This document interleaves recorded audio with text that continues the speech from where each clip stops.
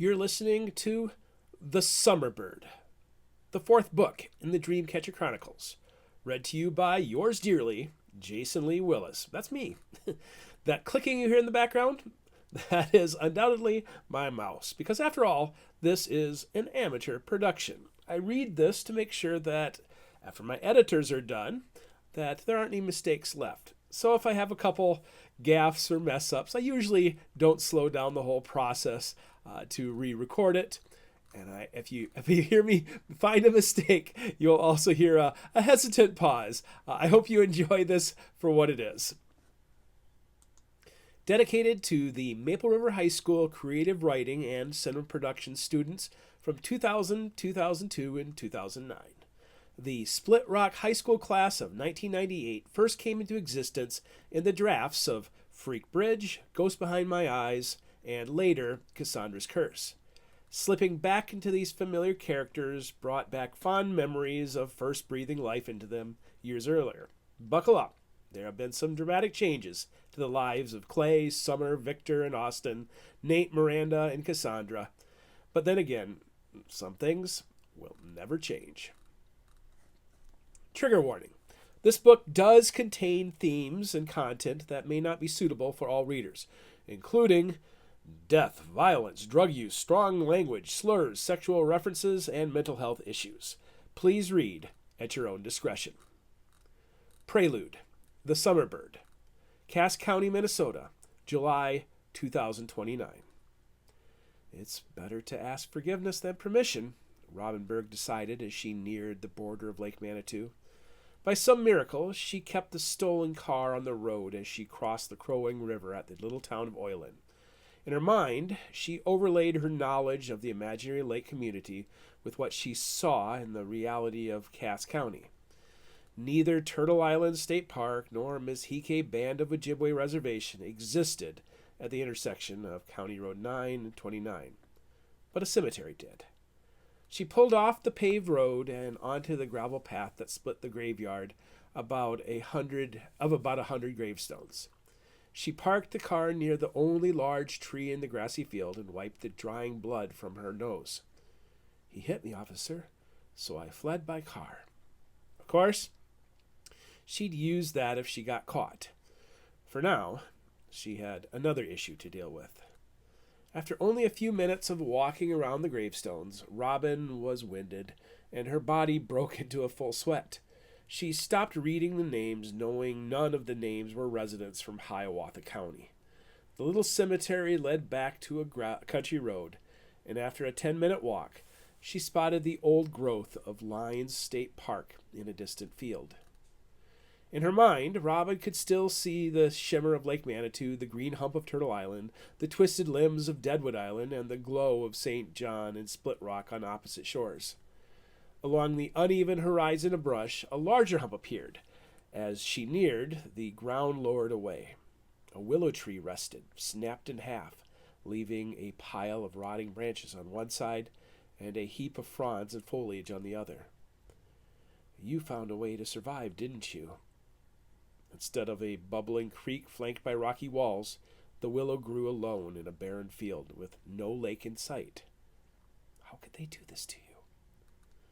The Wintermaker had obviously used his magic and influence to go back into the past to erase all threats. He might have changed Hiawatha County, but the ghosts remained.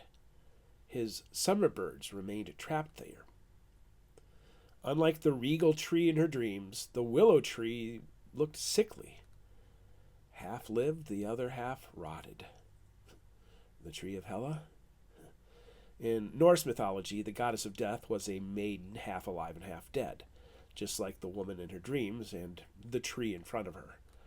Robin stepped into the shadows, but did just like she'd seen others do in her dreams.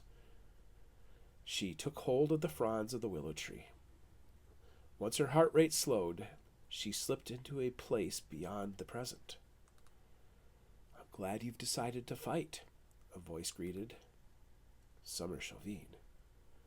Unlike the angry, antagonistic child who'd climbed onto the hood of her car to bully her into turning the stolen car around, This version of Summer held a dark-haired Barbie doll named Becca. She also didn't seem on the verge of attacking her. Don't be afraid, Robin. I'm glad you've risked so much to be here. The brunette doll spoke, tone soothing. I'm the one who sent the raven to find you. Seeing you here means my death mattered. An old, frail woman appeared next, Lily Guerin. All three of us died near Lake Manitou, and we now try to make our deaths matter. The roots of the willow draw us together through time, and the fight is not over.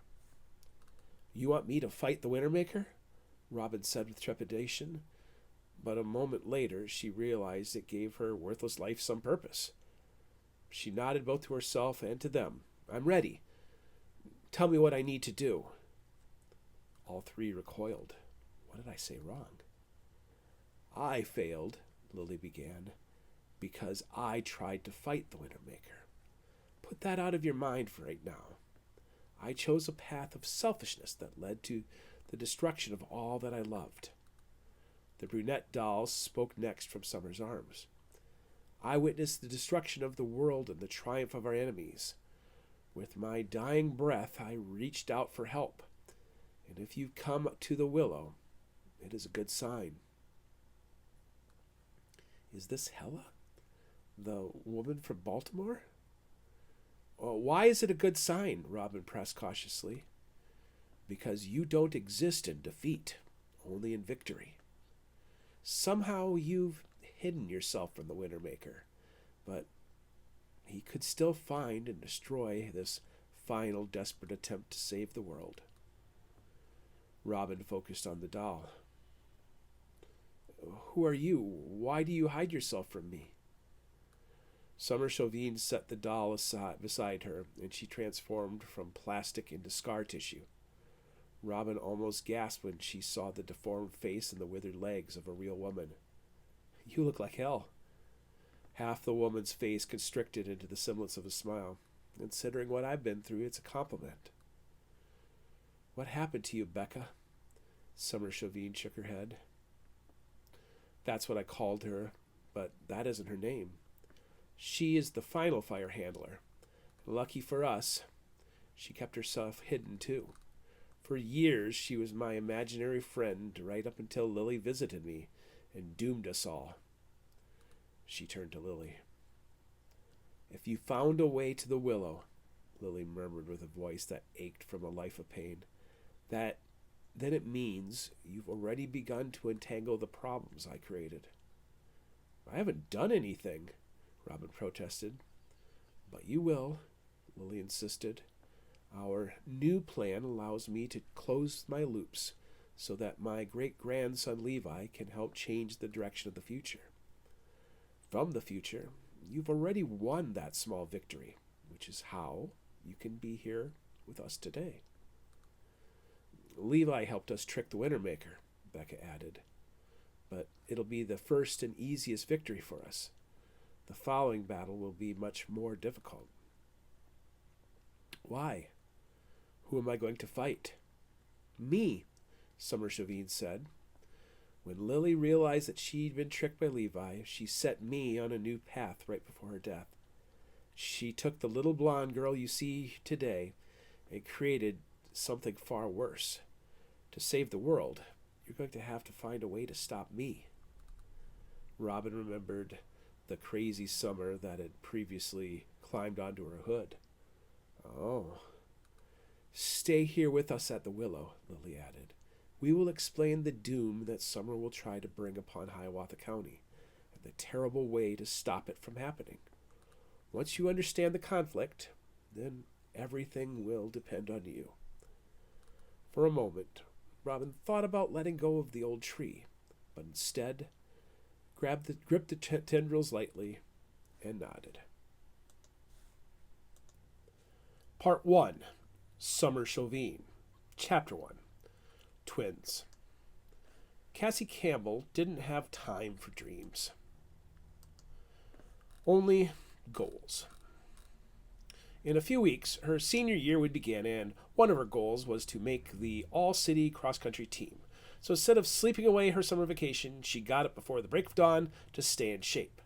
Her father, Jay Campbell, already waited in the dimly lit kitchen. "Morning, Daddy," she said on her way to the fridge for some jam. At 50, he was a man in great shape and wore t-shirts just tight enough to show off his muscular definition.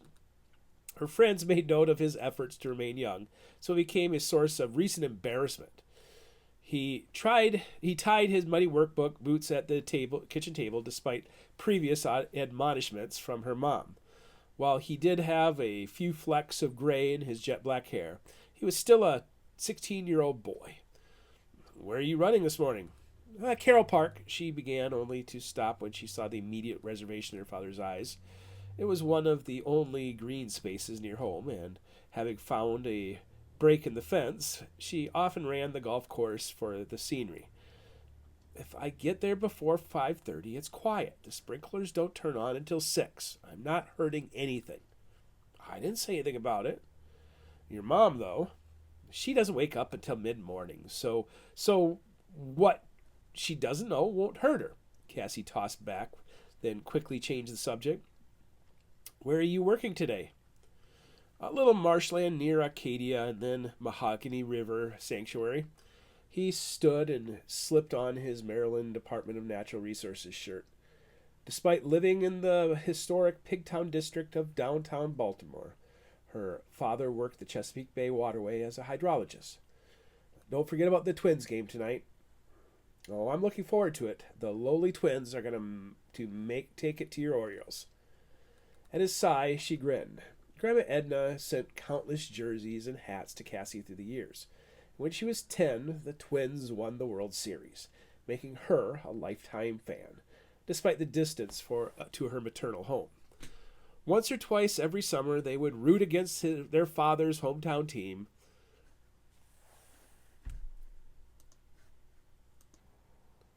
Unfortunately, the Twins hadn't seen much success since their 1991 title. Cassie pecked her father on the cheek and burst out the doorway without a proper goodbye.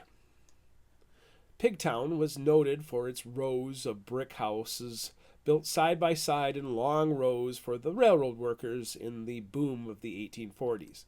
She lived in one of the nicer rows, a 3-story Italianate-style house on the south side of Cross Street. Despite the aging nature of the brick structure, it put her family right in the heart of the city. When she returned from her run, her dad was gone and her mom sat on the kitchen table in a bathrobe while holding a cup of coffee. "You're up early," she noted. "Bad dreams," her mom answered.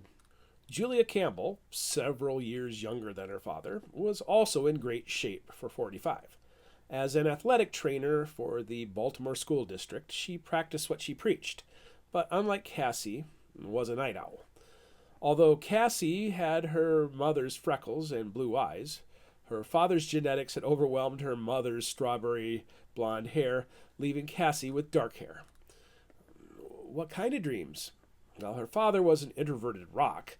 Her mother needed frequent expression of whatever plagued her. Cassie often found herself mothering her mother. "Do you remember us watching Stephen King's It?" Julia began. "Clown nightmares?" Cassie teased. "No, the little boy. Georgie." "Yes," her mother said, growing solemn. "In my dreams, I always dream of this girl named Danica who drowned in a terrible bus accident when I was a little girl." "A bus accident?" For a moment, her mother hesitated. "I used to dream about it a lot when I was younger. When I was a little girl, a bus full of kids slid into the flooded Lake Manitou. Your Uncle Brian managed to save all of them but one girl. I used to have dreams about her all the time when I lived back on the farm. Folks say the waters of Lake Manitou are haunted, but it turns out she found me here anyway." Her mom took a drink of coffee. "Do I tell her about my bad dreams?" Although Cassie hadn't experienced any childhood trauma, she also had bad dreams. Instead of cowering from fear, She confronted it and discovered a love of reading poetry over at Old St. Paul's Cemetery. Her mom, as always, was an emotional yo-yo. "Oh, do you want me to make you any breakfast?" "Yeah, what are you offering?" "It depends. Do you want me to play cook or baker?" "Cook. Something with eggs. Growing up, all I got from home was pastries, donuts, and cinnamon rolls." "Your Grandma Edna's cinnamon rolls are to die for, but it's all we had every day. I'm surprised Brian doesn't weigh 300 pounds eating that food all the time." "He's on his way," Cassie joked and turned to the fridge for ingredients to make omelets. As she worked, she talked. "Are we going out to Minnesota for Dad's hunting trip this fall?" "It's called an annual hunting trip for a reason." "Would it be bad form for me to go out with him?" "You can't just pick up a rifle and go hunting." "No, I don't want to go hunting." "Then what?" While her mother had pushed her to excel in academics in high school, Cassie dreamed of a more adventurous life. Since securing a 34 on her ACT, she'd been exploring new career paths. "Don't freak out, but I'm thinking instead of law, I could study law enforcement." "So you don't want to hunt, but to talk shop with your uncle?" "Perhaps I could do some sort of job shadow next summer at the sheriff's department." "What happened to all your talk about Notre Dame?" "I just thought something like the CIA or FBI would be more meaningful than—" "I never should have let you watch Silence of the Lambs at such a young age," her mom interrupted. "Are you worried about the valedictorian race? Is that what this is all about? You'll be able to get all sorts of scholarships with your grades. You'll see." The valedictorian race didn't worry her. It exhausted her. Worse than that, she chased grades just to please her mother. "I don't know if I want to spend my whole life inside of courtrooms. I'd rather be out in the world chasing after bad guys." "It's a little safer in a courtroom." "I'm going to go shower," Cassie mumbled. Her mother's silence followed her as she left. "At least I tried." "Chicken, pizza, burgers, or hot dogs?" Jay Campbell asked once they were walking down Washington Boulevard on the way to the Oriole Park at Camden Yards. "Chicken," Julia stated. "Not hot dogs," Cassie added.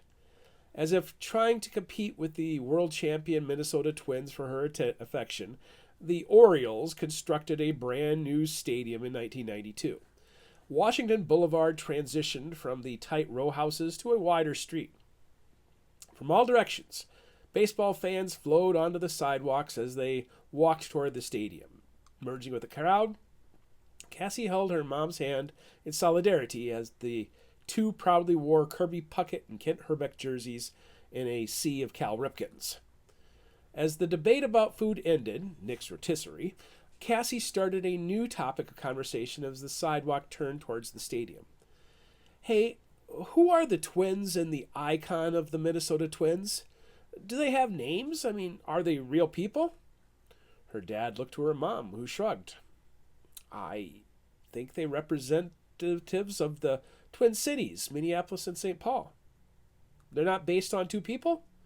"No, think it's just the two cities.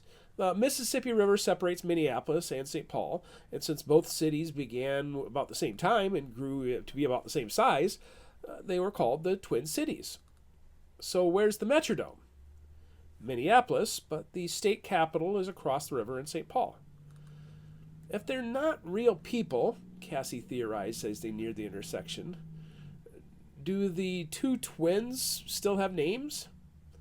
After hearing her mother's dream about a girl named Danica, it made her think of her own dream involving twin sisters, most likely a modification of the girls from The Shining. "I'm pretty sure the Twins used to be the Washington Senators," Dad supplied. "They were rivals for the Orioles when I was a kid." "I do think they have—" The first sense that returned was hearing. Mostly screams, but Cassie could also hear a car engine revving. Even before opening her eyes, she could feel the damage. Her right eye socket throbbed. Her left shoulder felt like it was on fire. Her arm refused commands to move. The sharpest pain was in her fingers. She opened her eyes, which pulsed with pain, only to find her face inches from the red brick of the pizzeria on the corner. She turned her head slightly to look at her hand. The skin had been pulled down from her knuckle like a droopy sock, revealing 2 inches of bone, tissue, and tendon. It had been the hand her mom had been holding. Mom! Legs of strangers surrounded her. None of them belonged to her mother or father. The high revving of the engine stopped, and she heard a crowd of voices shouting out to roll the car over. "Julia! Julia!" her father screamed from beyond the curtain of legs. Cassie knew. Mom's dead. Chapter 2. Working Class Dog. St. John, Minnesota, August 23rd, 1997.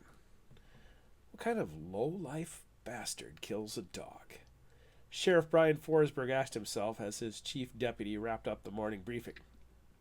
He watched his officers begin to leave for the four corners of Hiawatha County. Forsberg divided his workdays into 2 different tones. Mornings were for the field, afternoons were for the office. He often listened to morning briefings from his chief deputy. It allowed him to oversee the various areas in his team while deciding where to focus his attention. His team of investigators could be investigating cases on drugs, death, robbery, or even financial crimes. So when one of his patrolmen brought up a dead dog, Forsberg lingered to catch Deputy Wade Gilchrist's attention. After all, as a bachelor, all Forsberg had were his dogs. "Hey, Highwater," Forsberg said as Gilchrist approached. "A moment." As a department veteran, Gilchrist also inherited a nickname on Forsberg's wordplay on the word Wade. Forsberg had hired Gilchrist back in 1982, and while the towhead had moved up the ladder from part-time to a full-time deputy in St. John substation, he'd never shown enough ambition for a promotion. Yet he was a damn good fisherman and could throw back beer at summer barbecues. "What's up?" "Tell me more about this dead dog. How did you know it had been shot?" "Bullet hole? Entry and exit wound?" Gilchrist's rosy cheeks reddened. "I don't recall if there was an exit wound, but the entry wound appeared to be smaller caliber instead of a shotgun or hunting rifle. Can I assume that you called animal control without checking for ballistics evidence?" "It's just a..." Gilchrist coughed. "Sorry, sir." Forsberg had no children, so he decorated his office with pictures of his German shepherds. Despite his anger, he kept his tone even. "Nah, I get it. Just a farm dog." "Did you find the owner?" Gilchrist looked down and shook his head. Forsberg smacked his shoulder. "Glad you reported it. Loisel in the Northeast substation reported finding a dead dog in July. I'm not searching for a doggy serial killer, but I'll see if I can find the owner. Meadow Township, right?" Gilchrist nodded. Hiawatha County had 1,300 square miles, and they had about 40 townships, mostly 6 by 6 square miles. Forsberg knew all 1,300. "Believe it was on 284th north of the Red Eye River?" "Got it. Do you want me to..." "Don't worry. I'll enjoy the drive. A couple folks out there I've been meaning to see anyways." An hour later, Forsberg arrived on the gravel road in Meadow Township. He found the place where Deputy Gilchrist's cruiser had pulled into the soft grass of the shoulder. He stopped his SUV in the middle of the road and got out, pausing to slip on his brown baseball hat with an embroidered gold sheriff's star on it. Wearing it, he didn't feel as old as when he walked around the office showing his bald spot to the world. The first thing he noticed were the dark bloodstains on the gravel that dripped on until the larger print in the grass. The scene came to life in his mind. The fucker shot it from a car. Forsberg began walking at a brisk pace, realizing the shot had to come from a ways away, or else the dog would have bolted. He soon found what he was looking for. A 15-inch radial tire had veered into the gravel, and from the cleanliness of the impression, slowed down for the shot. From the tread pattern, it appeared to be a muscle car. From the angle, the driver had taken the shot. A left-handed shooter? Oh, I'm going to find you, you piece of shit. None of it would be part of an official investigation, but Forsberg still took notes and continued on his way after a quick hike of his pants. He stopped at each of the 4 houses in the 8 square miles of vacant land north of Sebeka-Nimrod Road and learned the dog had been running wild for a few weeks. No one knew the owner. When Forsberg returned to the office, Mia Donaldson stood at the front desk beside the receptionist with tears in her eyes. Oh, fuck, this is never good. Yet none of the investigators were with her. A strange twist. What's happened? It's about Julia. Jay called.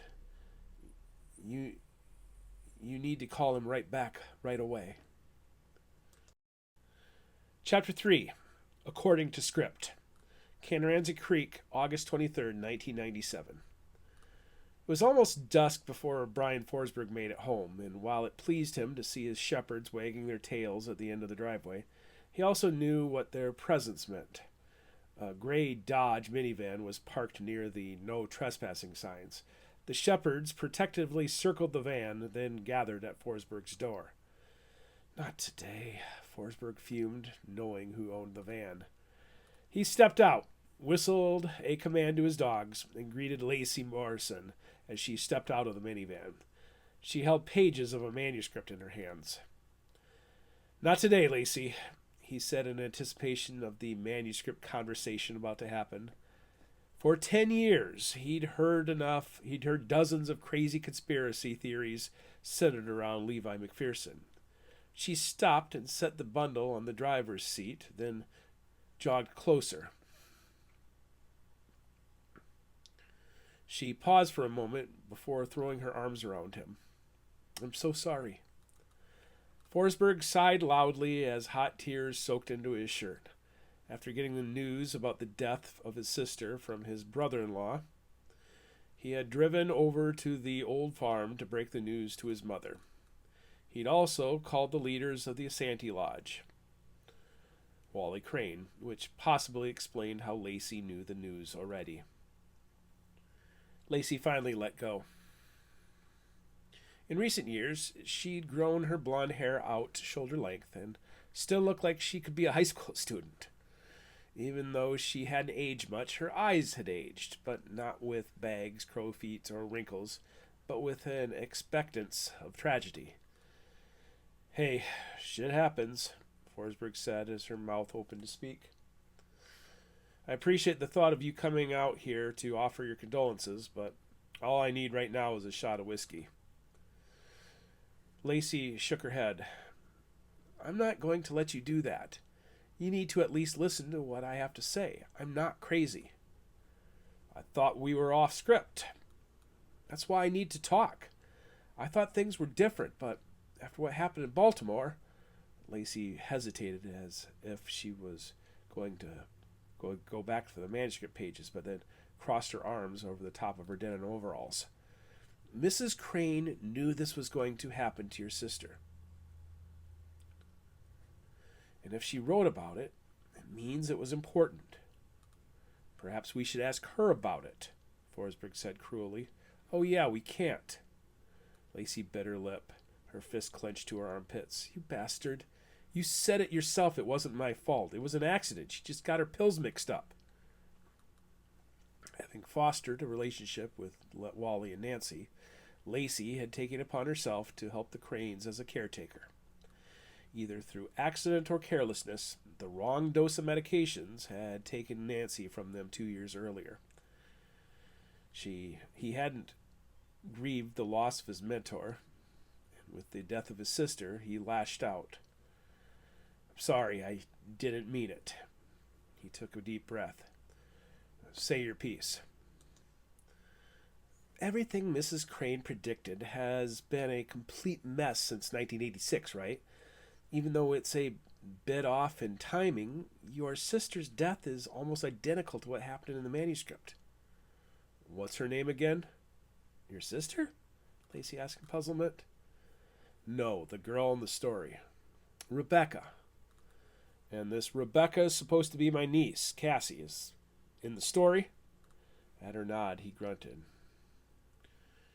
You just said it yourself, Lacey, that 100 things that were supposed to happen didn't happen. But now that one of these 100 predictions has happened, you want me to do what? Carson agrees with me. He thinks it means something. It means my little sister is dead. Ryan shook his head and turned around to walk back to his truck. Now I'm going to have a drink. Lacey jumped into the passenger seat. At least call Ansel so that he knows. Forsberg drove ahead with his dogs flanking the truck. Oh, I'll let him know that my sister died. Ansel and I are kin, and I'm not going to bother him with this manuscript talk. He was tired of their passive-aggressive relationship threatening the Asante Lodge. If you want Ansel to stay, you should drop all this crazy talk also. The world is crazy enough the way it is without you stirring the pot. You'll call him? I said I would, didn't I? If Lacey was gasoline, then Ansel was oil. Both were equally combustible around a flame despite the differences in how they acted. Forsberg parked the truck and his dogs flopped down on the porch, content to be off duty. Did Wally tell you about the accident? He asked at the doorway of his truck. Lacey shook her head.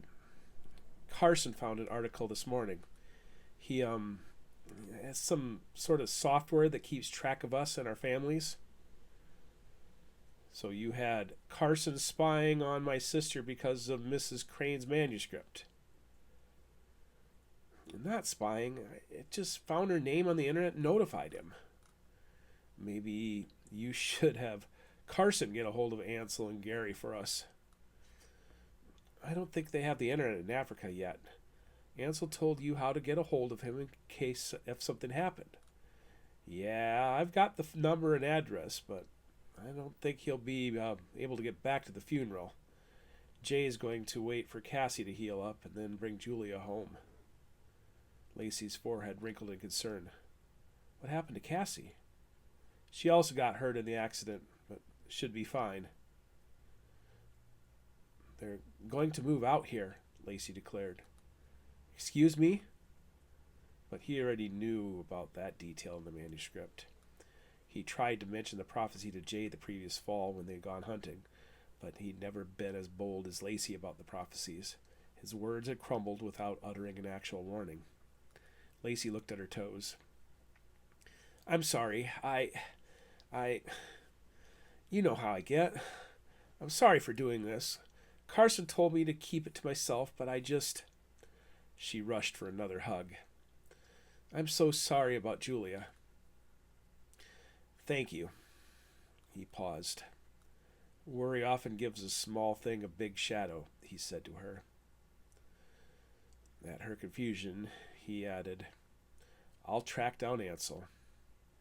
He watched Lacey leave from the porch.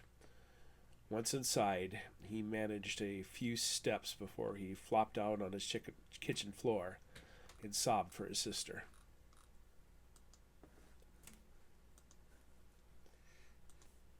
Chapter 4. Shell-Shocked.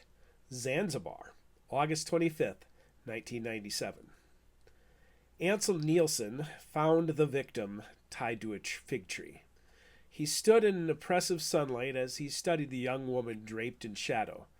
She still had the slender athleticism of adolescence, and hidden by a swollen eye, busted lip, and a bloody nostril, a beautiful face. Her thin arms stretched behind the small tree with ropes at her wrists and elbows, and her ankles were bound in front of her. Gary Big Mac McKenzie, Ansel's 57-year-old traveling companion, joined him at his side. Following the harrowing events of 1986, Father Gary took a leave of absence from his duties as a Jesuit, but Ansel quickly enlisted his help in understanding the nature of demons. Recently, they'd both been traveling through Eastern Africa, studying cases of possession and exorcism, when they heard about the horrors taking place on the island nation. Most of the cases had involved the mentally ill. For Ansel, this one felt different. "Do you smell that?" he asked as Big Mac looked at his side. "Sulfur. In Genesis, God sent sulfur and fire to destroy the inhabitants of Sodom." "Bingo." Ansel turned around to his hired driver and luggage bearer.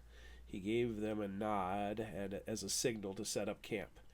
Their translator finished a conversation with some of the villagers and joined him. "She was attacked by Papa Bawa?" Ansel asked. The solemn translator nodded. "Most of the villagers fled after the attack, fearing another assault tonight. But there are others who feel that this is a ruse." "How so?" "Papa Bawa is a shapeshifter, and there are some villages that brought in a victim only to be destroyed by him that night." "A ruse?" Ansel looked over to his hired guide setting up a tent. "Guess we'll find out soon," he said, and boldly strode forward. The local exorcist shouted at him as he neared the tree's shadow. Ignoring them, he could see the blood pooling beneath the spot where the young woman sat. She's likely been raped, and now they treat her like she's the monster? Big Mac took him by the elbow and pulled him to a stop. "We're just here to watch and learn. If they're wrong, we'll bring the girl to the hospital tomorrow morning." Ansel remained where he stood, even as the villagers tried to shepherd him to a safe distance. His sister Tanya had been a similar age when assaulted.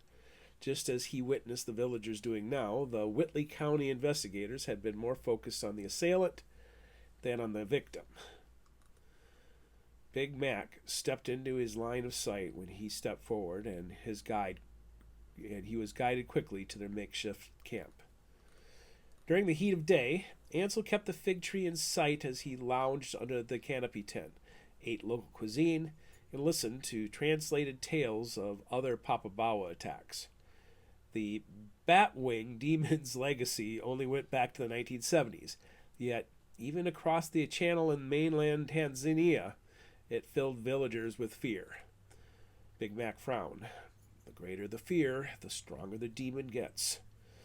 "If that's the case, perhaps you should wear your priestly collar and robes just to show the demon who's boss," Ansel teased. Instead of a reaction, Big Mac offered another thought. "The water paradox bothers me." A small island nation, Zanzibar, was located 30 miles off the east coast of Africa. The residents were mostly Bantu-speaking Muslims with Swahili lineage. "We've found as many demons by water as we've found in the dry places.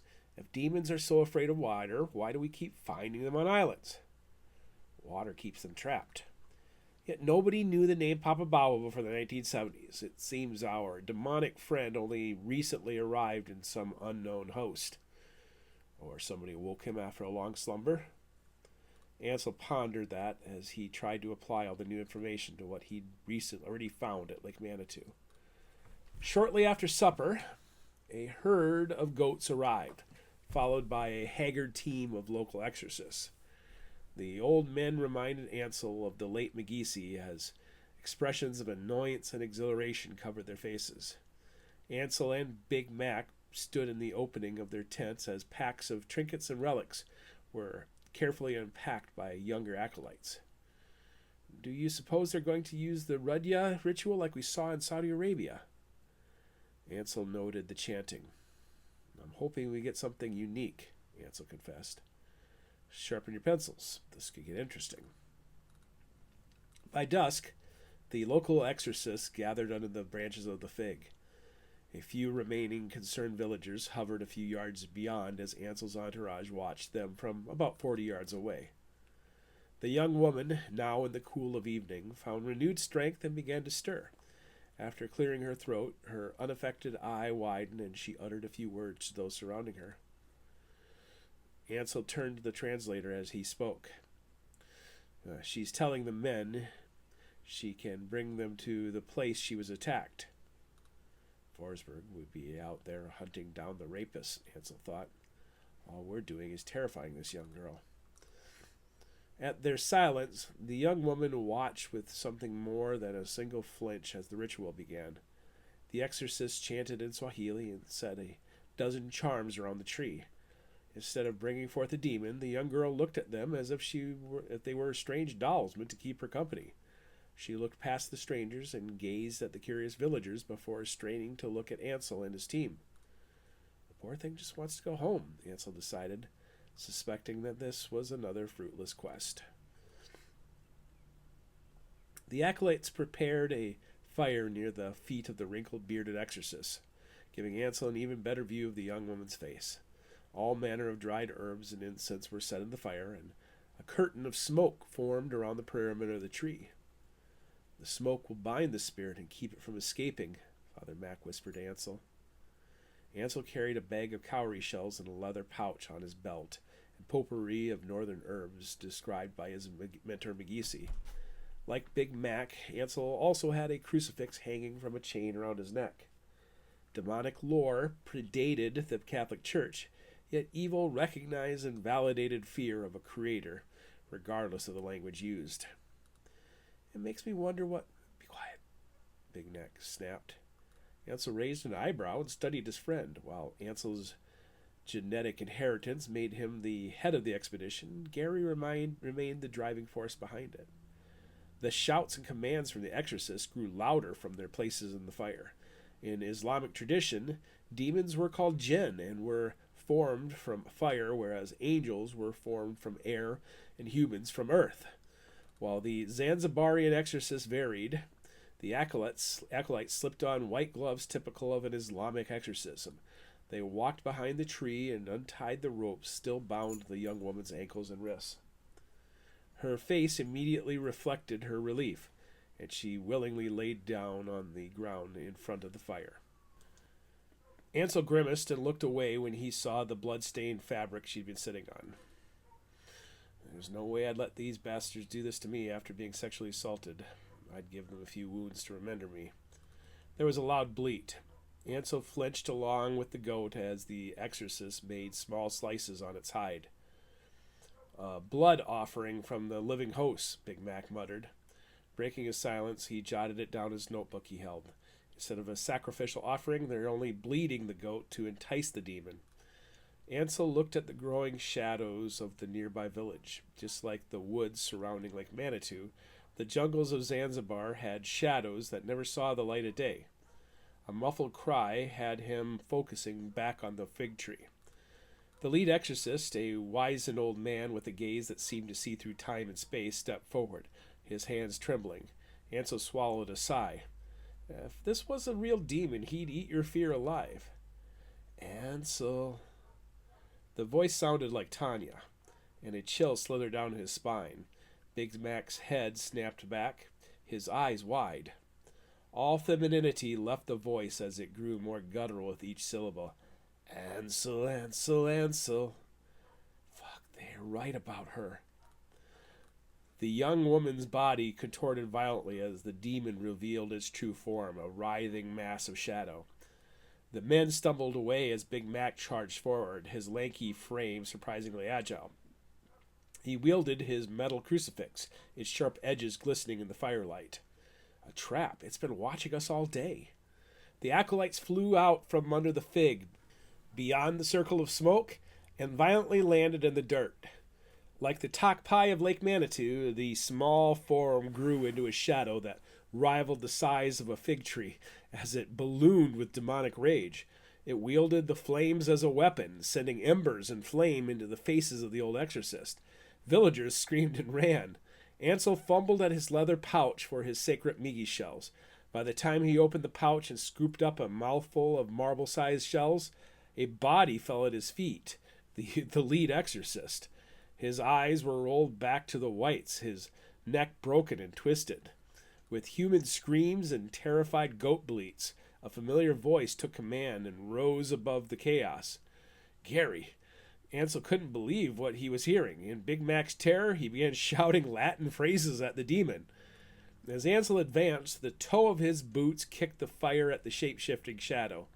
Big Mac fought with the desperate faith of a man who had lost everything, and Ansel stood at his shoulder, emboldened by seeing old Father Gary suddenly return. "It's too late to stop his return," the demon spoke directly to Ansel in English.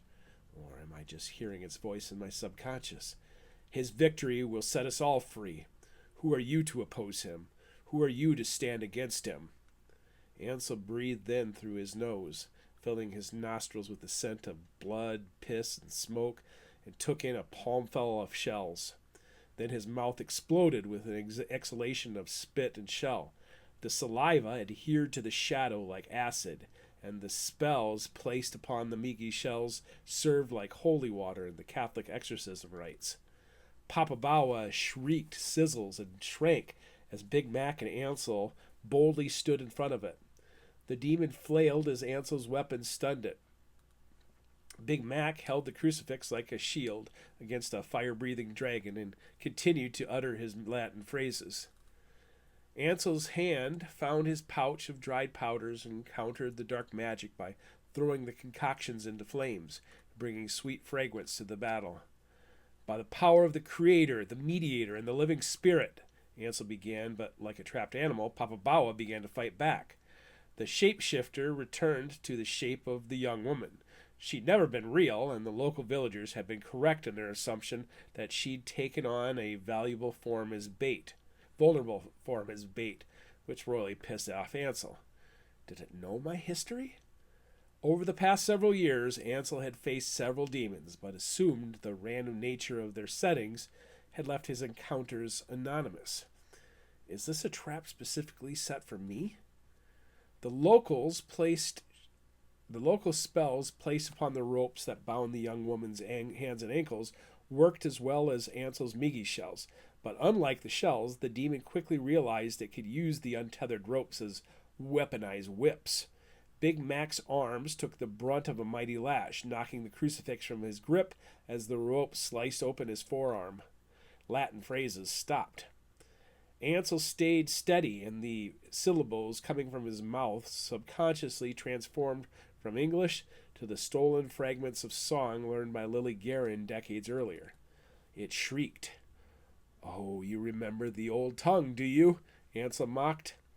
The rope slashed him across the face, and hot blood trailed down his neck. Without breaking eye contact with Papa Bawa, he scooped up Big Mac's crucifix. "I am a cloud champion," Ansel reminded himself. "I was born to do this." With the blood of Martin Nielsen and Ed Nielsen flowing through his veins, he rushed the shapeshifter. The magic imbued in his DNA became a spiritual punch that knocked the demon backwards and into the burning fig. Sorry about the heresy, Ansel thought as he simultaneously used the metal crucifix as a weapon. The top of the cross sunk into the bark, pinning the demon in place. "Gary, the goat!"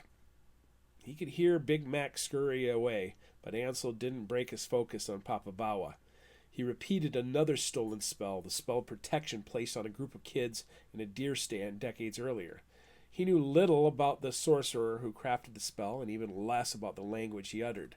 But in a battle with a demon, he took any advantage he could get. The goat bleated louder until Big Mac once again stood at his side. The local Zanzibar exorcist had the right idea. Jesus used the same tactic on the Gerasene demon that called itself Legion. From Big Mac's deep dive into ancient knowledge, an Ethiopian text offered a theory that demons had once been flesh, and in death they belonged to neither heaven nor hell and were doomed to wander the earth looking for new hosts. For the Gerasene demon, it asked Christ permission to leave its human host and enter a herd of swine. Ansel didn't bother asking. The two exorcists rushed forward to help, but the shapeshifter weakened further and could barely muster the shape of the girl. Using the same ropes, Ansel tied the goat into the swirl of shadows and bark. "More rope," he called to his translators, and footsteps responded a few moments later with a tossed bundle of ropes. Big Mac did his part and began coiling it around the goat. Instead of sulfur, the scent of charred goat hair now filled the air. Ansel reached for another pouch, tossing the sweet pine mixture into the burning fig to hold Papa Bawa in place. The frenzied roar of the demons mixed with the agonized screams of the goat, but the fleeting temptation of flesh soon became too much for the demon, and the shadows and flames diminished as the goat shuddered. "Should I fetch the straw?" Big Mac asked, speaking of the 3-foot wooden tube used to extract a demon from the possessed. Ansel shook his head as the shadows once pinned by the cross disappeared. He dislodged the crucifix and handed it back to Big Mac. "Sorry about bending it." "Whatever it takes," Big Mac muttered. The flames, no longer fueled by black magic, quickly dissipated. A stunned crowd gathered behind them. Ansel took the goat by the neck and turned its eyes to him. "Papa Bawa," he taunted with disdain, "you're going into the water tonight. We're going to drown your ass and send you to the abyss where you belong. When you get there, you tell them who sent you.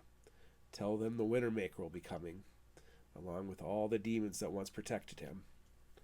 Ansel let go as the goat bleated and stepped back and bumped into his hired footman, who held a willow spear and a stone head. "A bit late for that." "You're bleeding," Big Mac said, concerned. "So are you," Ansel said, motioning to the blood dripping down Big Mac's arms and fingers. Ansel touched his cheek and could feel the tear in his flesh. The shredded tissue pulled away, and it appeared the lash had severed a bit of muscle, too. "'Tis but a scratch." Big Mac laughed at the Monty Python reference. "This goat's had a tough day. We better get him to the coast before he ends up dying. I don't want to have to catch this bastard again." Big Mac nodded. "Why did you bring up the Wintermaker?" "The fucker knew about us. He knew my past and planned to use it against me. I don't know how demons communicate with each other, but they're obviously onto us." Gary's mouth opened. "What?" "Cheer up, Big Mac. It means we're doing something right." Chapter 5. Spies Like Us. Split Rock, Minnesota, August 30th, 1997. Carson Looning stared at himself in his mirrored bedroom ceiling and wished he could reach out and strangle the man he'd become. What was I thinking? Unlike his own bird legs, as he called his atrophied lower limbs, the other pair of legs beside him were smooth and shapely. He tossed his silk sheets off in order to get out of bed, but also to cover the face of the seductress still sleeping. "No, you're an adult. Own up to your mistakes." The recent fling had been a result of a decade of flirting with Lacey Morrison. Is it a fling, he wondered? Or will she expect a relationship? He went to put his hand on his nightstand, only to hesitate when he saw numerous items of debauchery from his wild, drunken night. He quickly returned the more scandalous items to the drawer. While his legs were weak, his torso and arms were stronger than they'd ever been in his 41 years of life. Like a gymnast, he used a ring to support his weight while he slipped on his discarded track pants before dropping himself onto his chair. He slipped a tank top over his head and arms and quickly wheeled out of his bedroom. His sensor-activated door opened to a blindingly bright hallway, which still was decorated in his Grandma Betsy's artwork.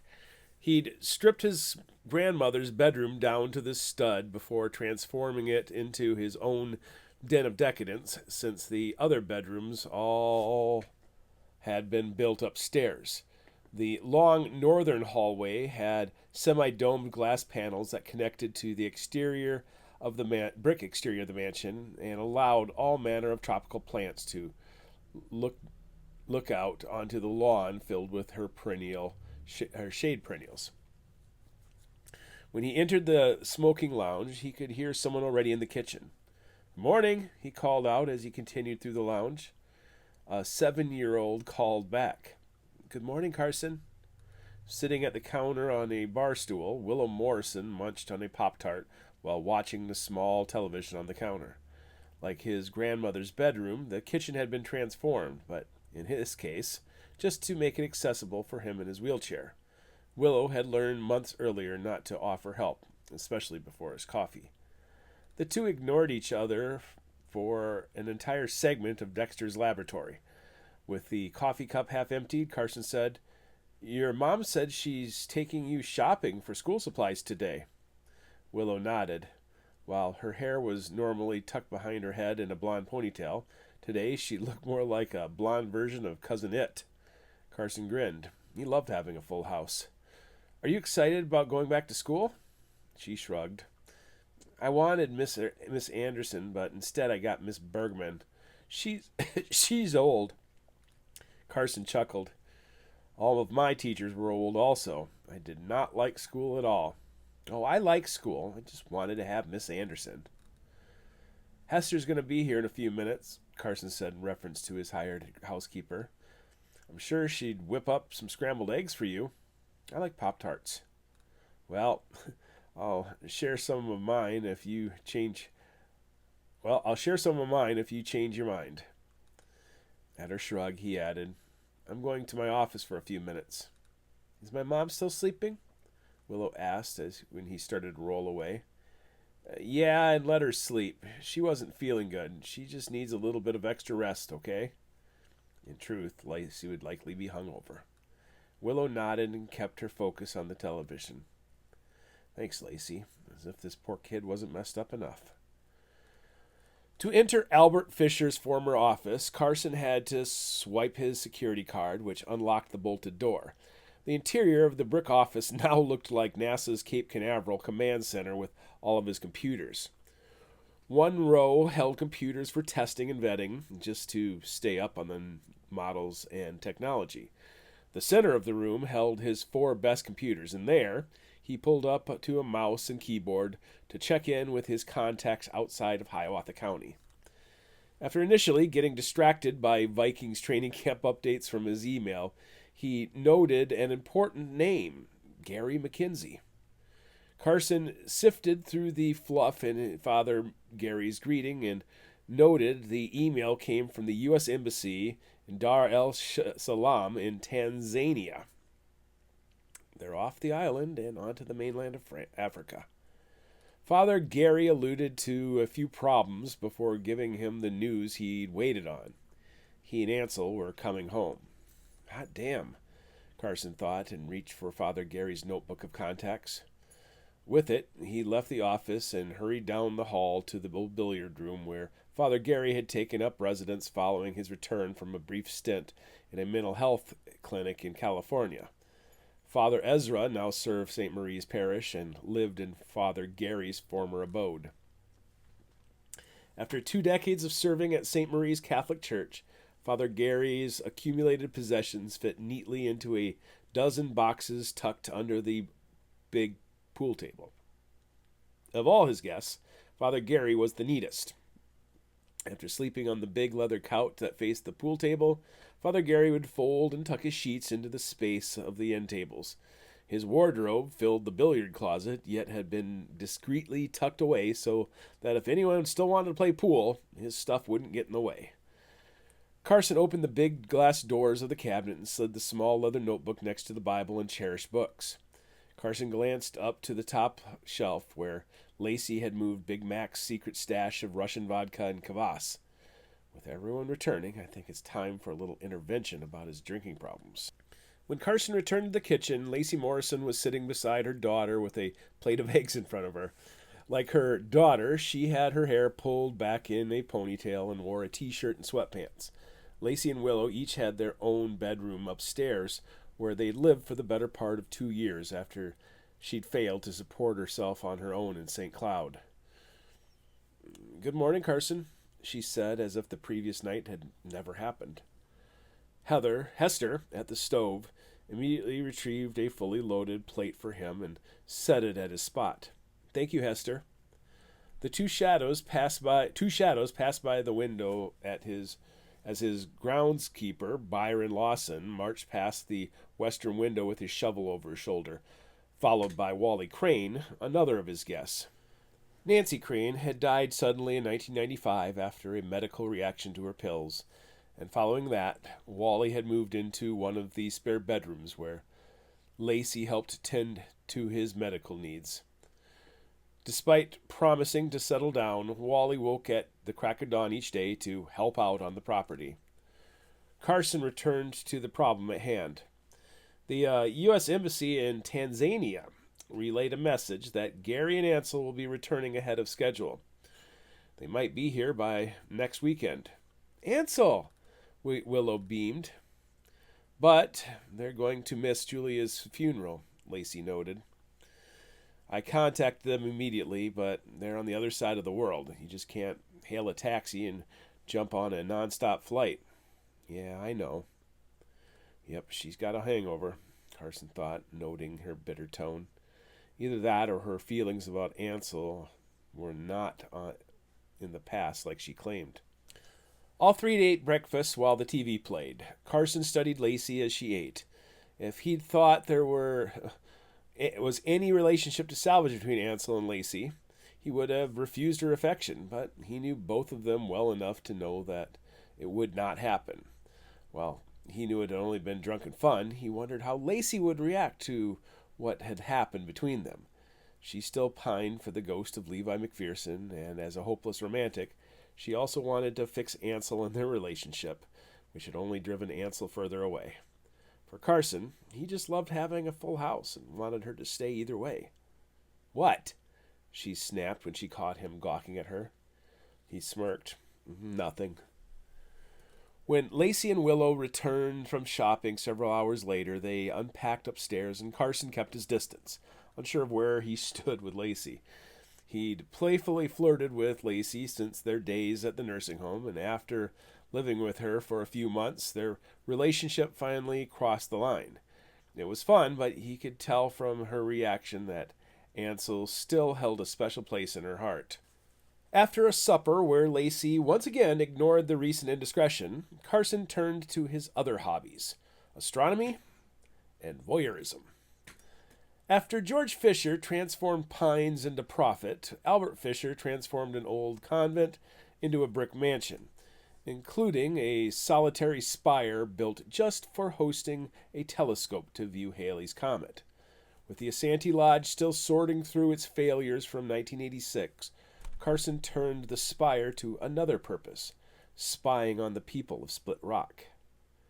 Carson believed in both the human monsters of the Order of Eos as well as the supernatural monsters like the Tokpai and specters that haunted the shadows of Lake Manitou.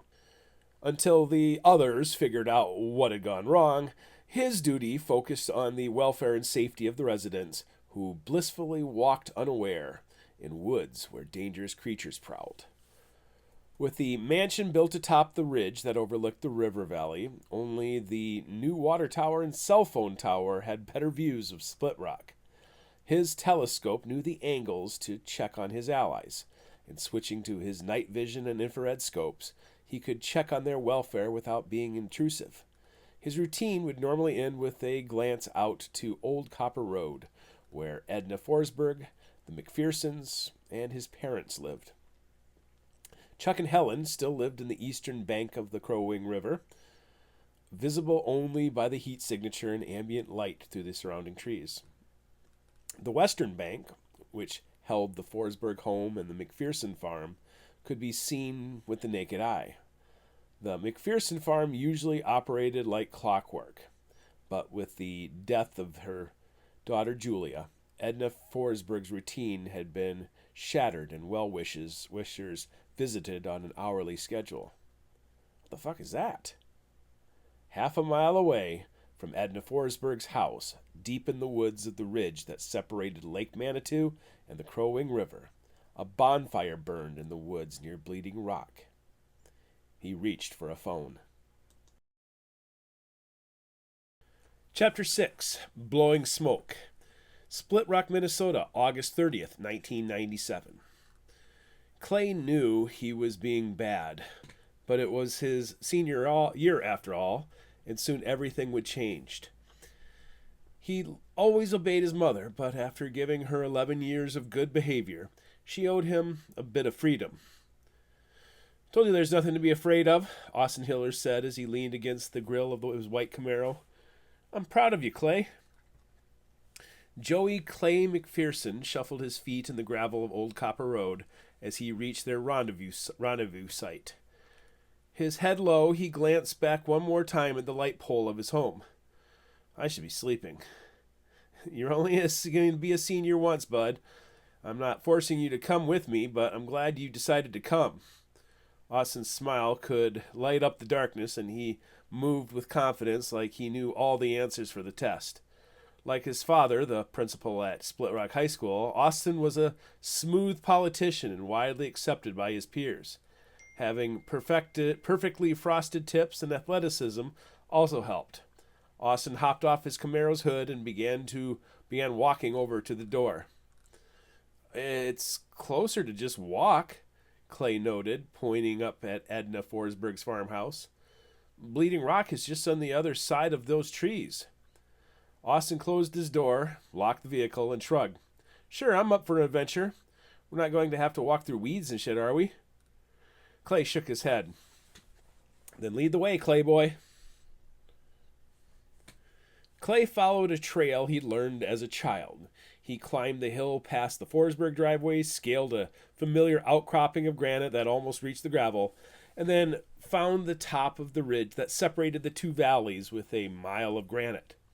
"Told ya, no weeds." Even in the darkness, the moon and stars combined with the reflected light from Lake Manitou to illuminate the few pines that had taken root in cracks and fissures. The two remained silent as they passed by the old farmhouse, and once the old barn vanished behind them, Austin began to talk in a full voice. "How'd you manage to sneak past your mom?" "The same way my brother Levi used to sneak out of the house, by climbing down the porch," Clay explained. "They nailed my bedroom window shut, but I'm tall enough now to reach from the attic window," he demonstrated by holding his hands above his head. Austin smirked. "Are you going to be able to get back in?" "I practice first," Clay added with a broad smile. "How long do you want to stay?" "When does it end?" "Well, it's a party, bud, so there's really isn't a official beginning or end. I guess it depends on when the alcohol and drugs run out," Austin said, "or the cops show up." This startled Clay, and he immediately thought of the great bully Sheriff Forsberg, who'd questioned him endlessly about Levi. "Cops? Sorry, I didn't mean to freak you out," Austin said, slapping Clay's arm. "If cops do show up, which is unlikely, just come back through the woods this way.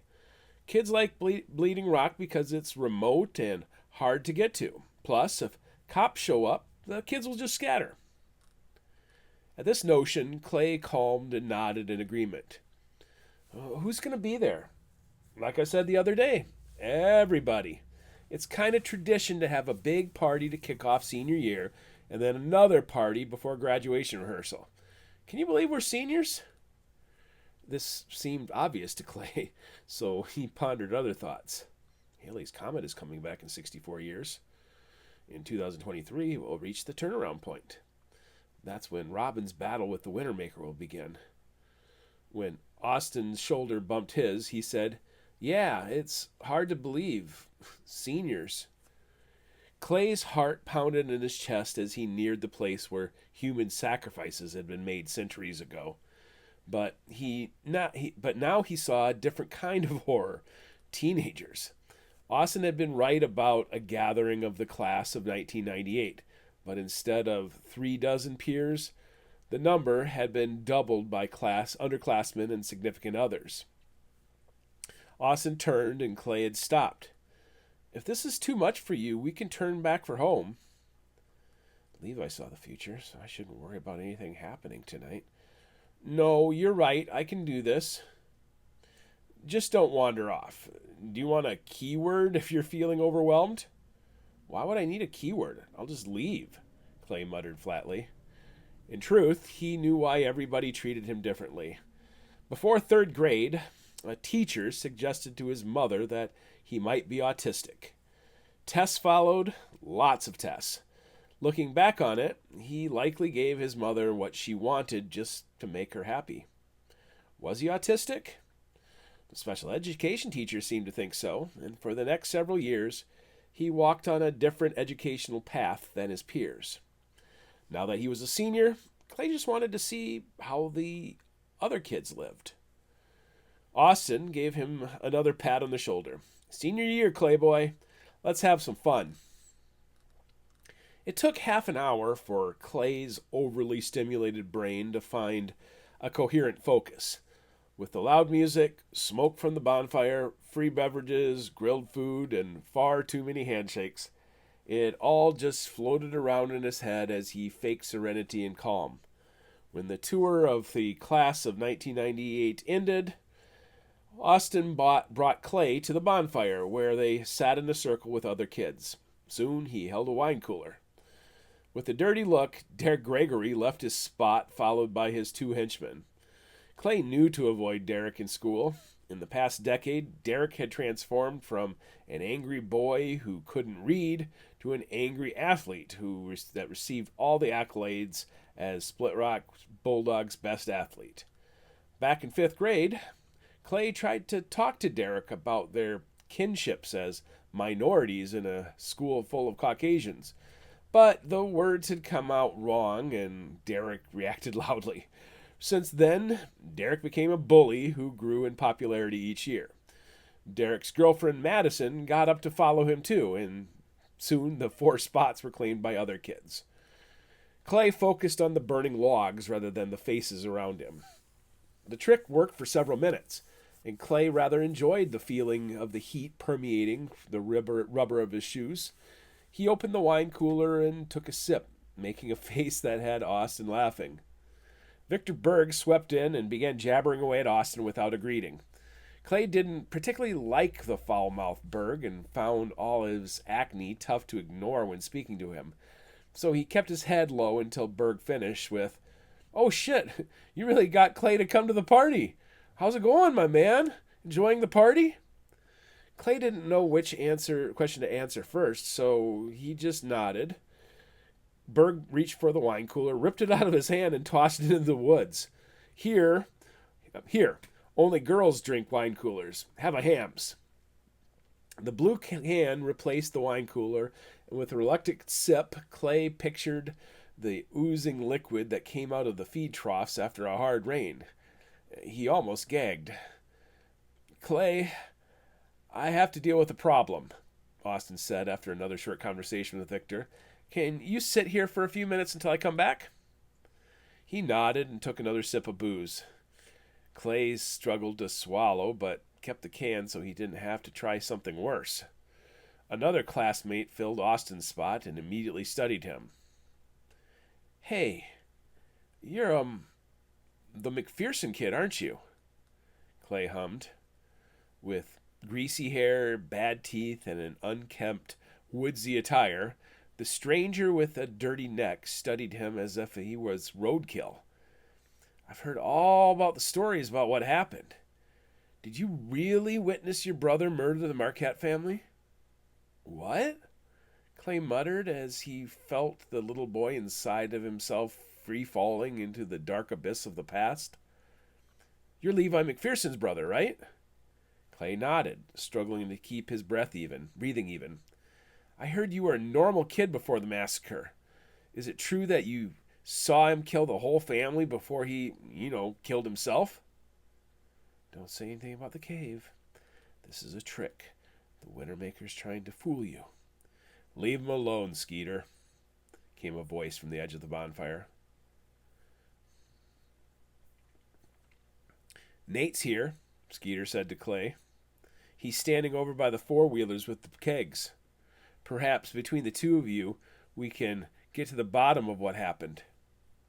Suddenly, Clay no longer felt safe, even though Skeeter was runty and he could probably take him. The beer was gurgling in his empty stomach. Clay disobeyed Austin to get away from the spotlight of accusation. The flames and shadows disoriented him, and he couldn't find his bearings to head back home. He ended up at the cliff overlooking Lake Manitou. 7 miles of water stretched out below his toes. Beneath him, rubble and rock met the water from the high bluff. Far across the lake, the lights of St. John could be seen, as well as 100 cabins along the shore. Even though the cave on the Blue Knife River was not seen, the big light poles of Turtle Island State Park reminded Clay of where he'd left Levi and Joey years earlier. A shadow appeared beside him, followed by the sound of a zipper.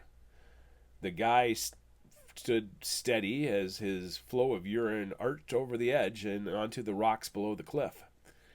Clay froze and tried not to stare. "Skeeter's an asshole," the shadow said. "I know all the rumors, but I've also read the reports of what happened that night. I know your brother didn't kill my family." Clay began picking at an old scar on his forearm. Nate Marquette stood right next to him, and he didn't know what to say. Nate had emotionless eyes, a square jaw, and a thick chest from working out. He adorned himself with wealth from his designer clothes to his earring and gold chains on his chest. "Hey, congratulations on your FFA award. State champion in what again?" "Horticulture," Clay said as if ashamed. "Yeah, I've seen your greenhouse at school. You've got a green thumb. Start calling you Gumby, huh?" After years of avoiding Nate, standing beside him wasn't so bad. Yet Clay still worried about being tossed off the cliff. "I'm a big fan of plants too," Nate continued. "Humans are so tough to figure, but plants? If you follow the rules with plants, you can't go wrong. I hear you work part-time at a local greenhouse too." Clay nodded in the dark, realizing the futility of his gesture. He verbalized, "Yes. Sometime, when we're not around all these assholes, you and I should find some time to talk about plants. You like the sound of that, Gumby?" Clay turned just a bit. "That sounds good. When's your birthday?" "March 15th. I just turned 18, so I've got my own place now. My lawyers emancipated me, and I've got full control of my inheritance. But you're still a minor. And from what I hear, your mom keeps a close eye on you. How'd you manage to get here tonight?" "Austin brought me." "Hiller, huh? I suppose that figures. Once school gets started, you and I will work something out. I know where to find you. The greenhouse, right, Gumby?" Clay chuckled at how easy the conversation went. "Yeah, the greenhouse. See you around, Gumby."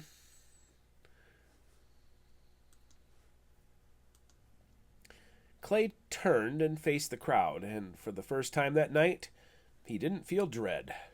Granted, he'd lost sight of Austin, but most of the kids knew him by name and didn't show any hatred. Then a small figure came stumbling out of the crowd. She wore a black skirt that reached her calves, where white socks and combat boots adorned her feet. Some sort of shawl wrapped around her thin tank top. "Don't stare at her nipples," Clay told himself as her drunken gait jiggled her breasts. Is it really you? I wasn't sure you were even real," she said, and then stumbled forward and into his chest. Her hands kept her balance by clinging to his shirt and shoulders, and as she pushed back, her eyes struggled to focus. A hand went to touch his face. "It is you, isn't it? Joey, baby, do you remember me?" "I'm not Joey anymore." He went into the cave. Clay came out.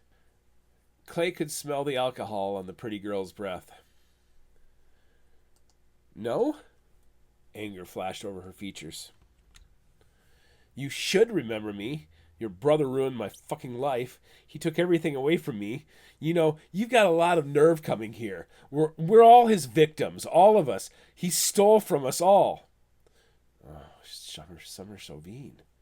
Suddenly, the thought of jumping from the cliff was more appealing than being so close to the one person he wanted to avoid. Two figures came rushing at them. One of them was Austin, who stepped between them.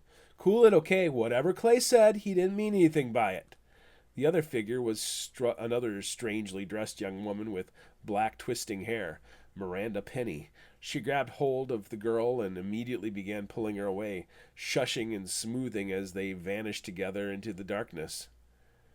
"I didn't say anything," Clay confessed. "Oh, I know, bud. Summer just gets crazy when she's had a few drinks in her." He'd only seen her in passing over the past decade, and it had been their first conversation in all that time.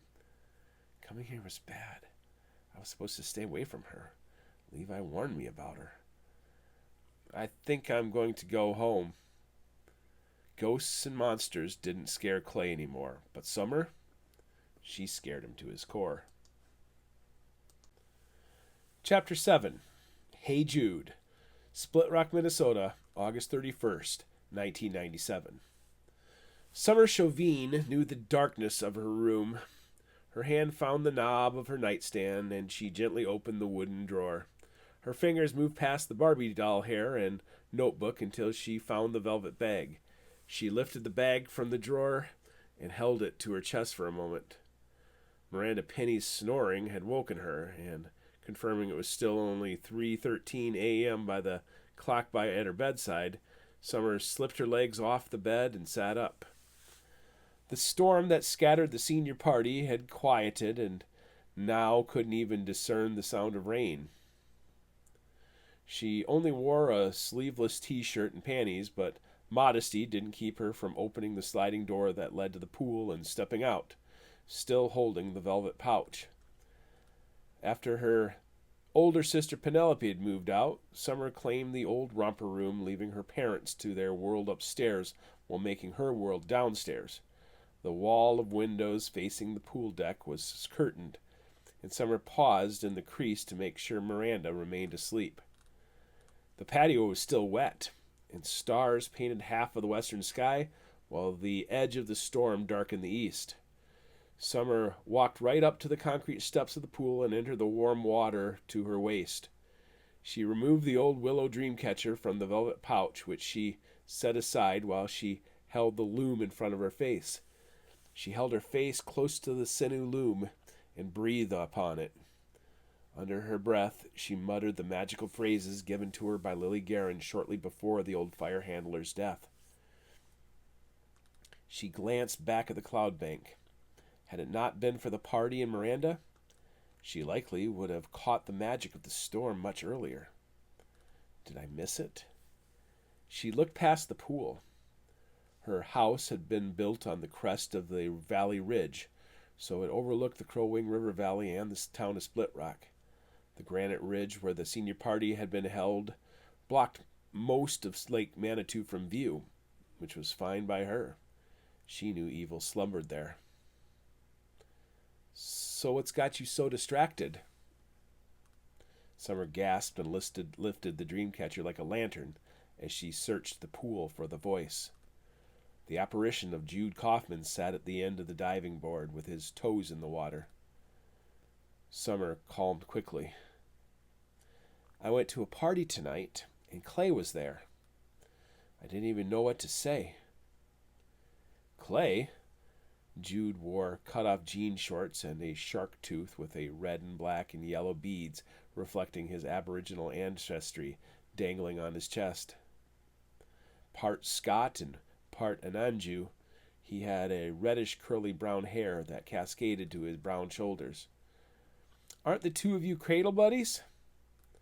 Summer's mouth tightened. That was before Levi. I haven't spoken to Weird Clay since he was a normal boy named Joey. Jude remained playful. "I thought the two of you were supposed to be best friends." "That's what made it so awkward. I haven't seen him a few times at school. I've seen him a few times at school, but I always make a point to just ignore him. But at the party, at that place, it felt like old times again. It felt like..." "Don't do that to yourself," Jude said with his big, compassionate brown eyes.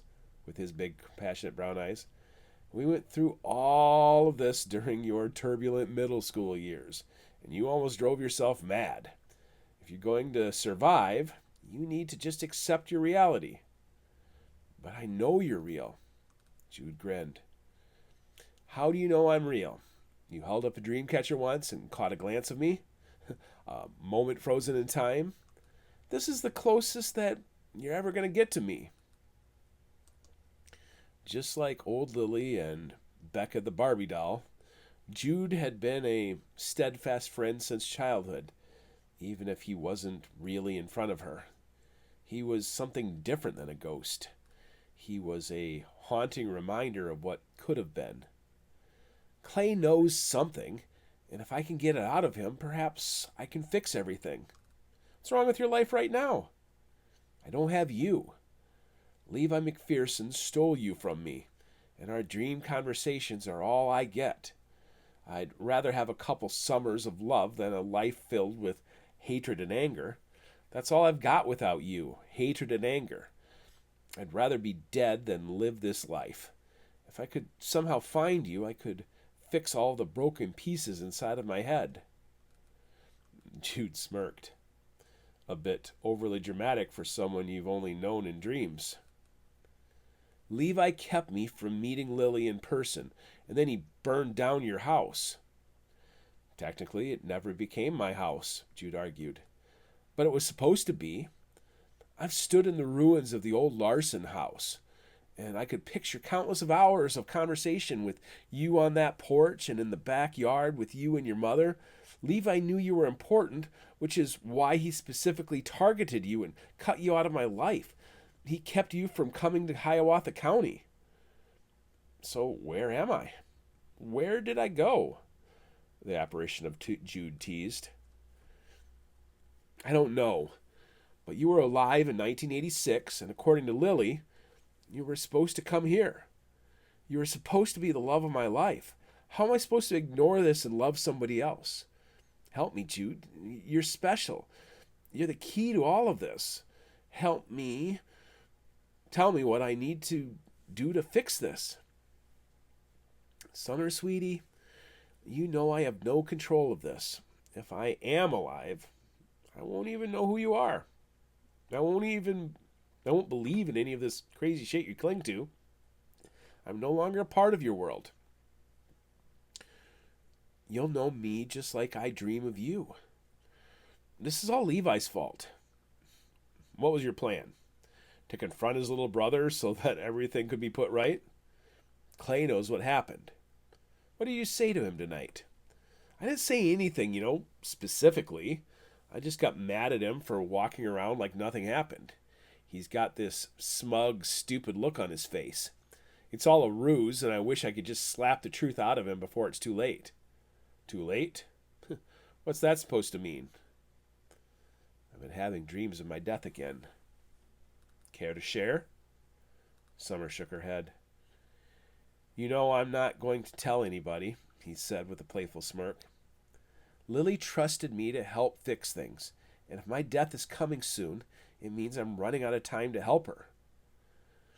I don't know anything about your death, but I do know at this rate you're not going to help anybody if they send you to rehab or a loony bin. Huh? Jude gestures to the dreamcatcher sitting on the pool deck beside her.